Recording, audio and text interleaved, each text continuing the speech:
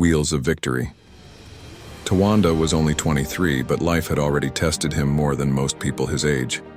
A terrible accident had left him in a wheelchair, and since then he had seen people's eyes change when they looked at him. Some offered pity, others ignored him altogether, and a few openly treated him as if his life's worth had been reduced to nothing.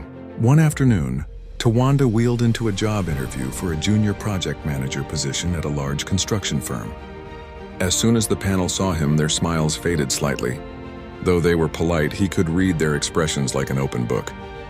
A wheelchair? How will he handle a construction site? He wasn't hired, it wasn't the first time. Tawanda decided to keep fighting, but he had a plan. Using his savings, he enrolled in an online business and engineering course.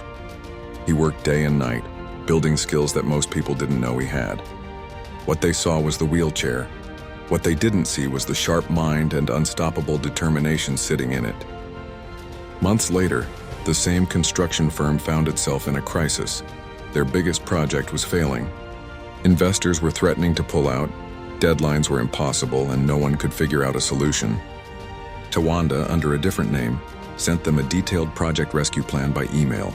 The plan was bold, precise, and innovative. The CEO was so impressed that he invited this mysterious consultant to a meeting. On the day of the meeting, Tawanda arrived in his wheelchair. The CEO's eyes widened, recognition flickered. You applied here months ago." "Yes," Tawanda said with a calm smile. "And you didn't think I could do the job?" Silence filled the room. Then Tawanda rolled out blueprint after blueprint, explaining step by step how to turn the disaster into success.